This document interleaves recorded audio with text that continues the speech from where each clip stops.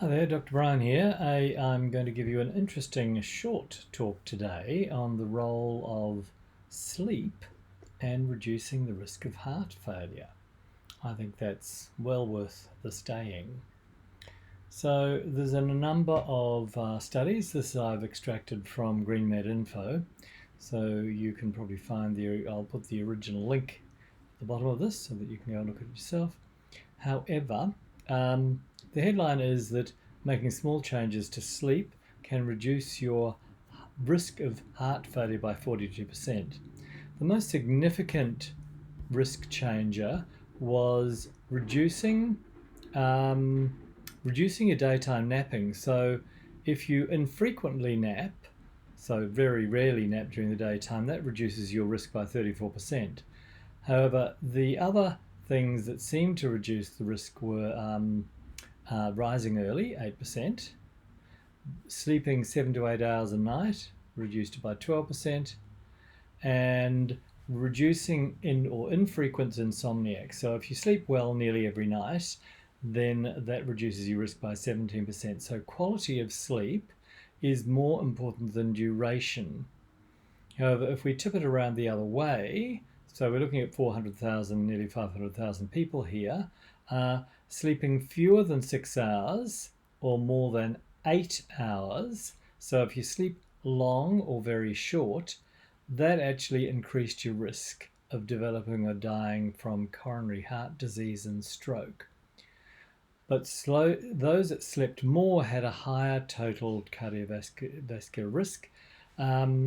And sleeping once or twice a week actually helped reduce the risk of cardiovascular disease by 48% in a sample of 3,500 Swiss subjects. So there's an element where these two bits of data don't agree. So up here it's infrequent nappers reduced their risk by 34%, but frequent nappers, people who napped once or twice a week. So I guess we have to take this in a setting of what's your quality of sleep normally and how long do you commonly sleep during every day, every night. So the people who takes more than an hour had a 30% greater risk of all-cause death and 30% 4%. So the nap needs to be, as my godmother used to call it, just a toes up. So you're not getting into bed, you may be just lying on a chaise or a day bed, and it's sort of like around a half-hour nap, not really sort of deeply going to sleep and waking up exhausted.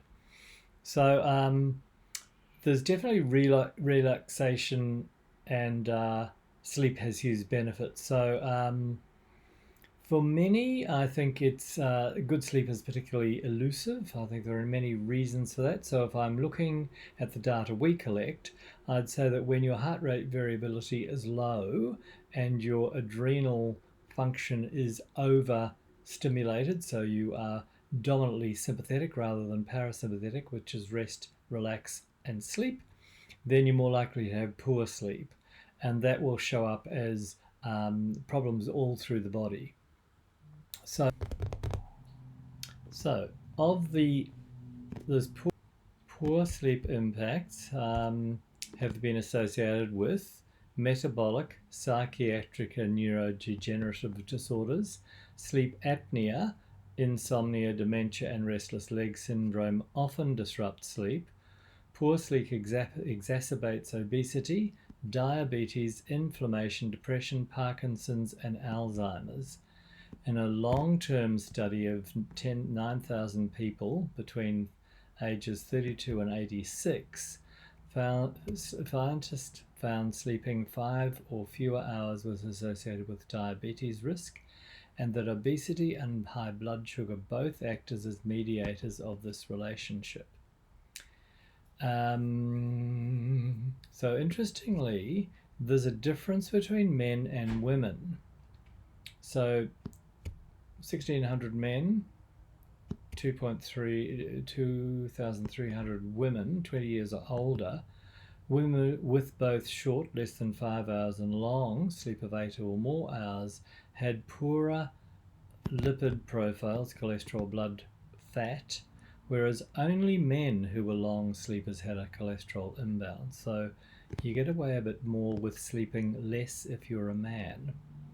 And over an hour of daytime napping was associated with an increase of all-cause mortality compared with non-nappers in a review of 7 studies involving nearly 100,000 Chinese participants. So definitely a lot of downside, including absenteeism and higher health costs as a result of poor sleep. So the take-home message is that we need quality sleep that is in the 8-hour range. Now, some people, I think, do okay with less sleep, and other people require more sleep. The quality of the sleep, I think, is as important, if not more important, than the time in bed. So those that don't sleep well will tend to get less benefit than those that do sleep deeply and well, go through rapid eye movement and the phases of healthy sleep. Something I am interested in is the role of posture and the role of the pillow. Now, this is not these subjects or elements are not covered in these studies. However, my personal experience and that of the client database, the client family, is that a great pillow often makes an immediate and quite significant difference to the quality of sleep. So the neck in neutral, the head and neck supported properly in bed, have a good impact on sleep. And there's some postural and physiologic reasons as to why that might be so.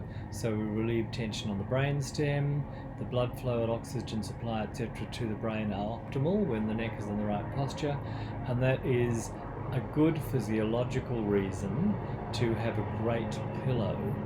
So I believe that if you don't own a high quality pillow, it's a very low cost intervention to increase the quality of your sleep for many health benefits. So there is a link here to the Sissel Pillow sales page. That's a high quality Swiss pillow.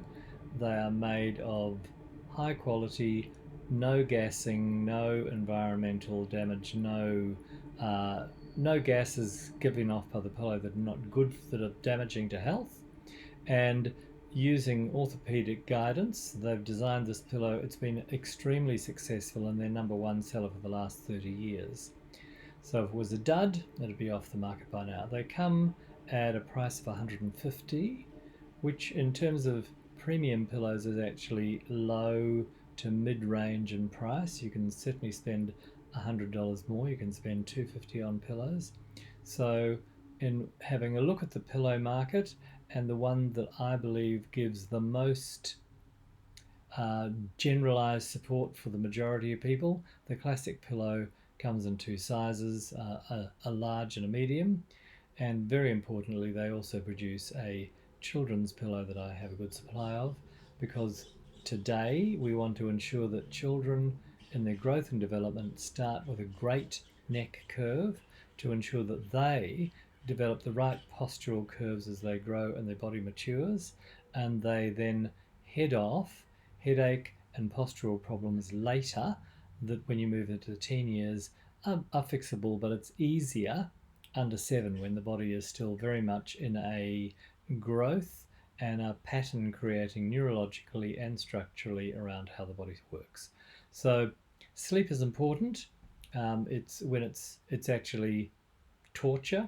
So banning sleep or keeping people awake is a form of torture, and it's banned by the international tribunals on torture.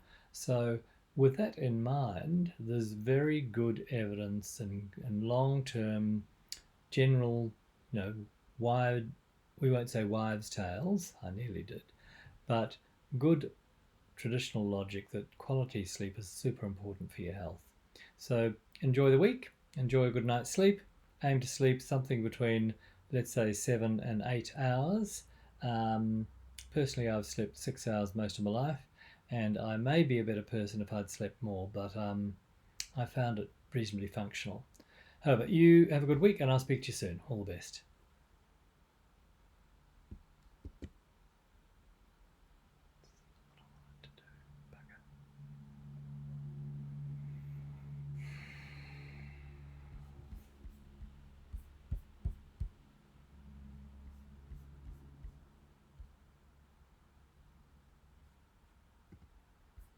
I won't have saved anything. Maybe that doesn't matter.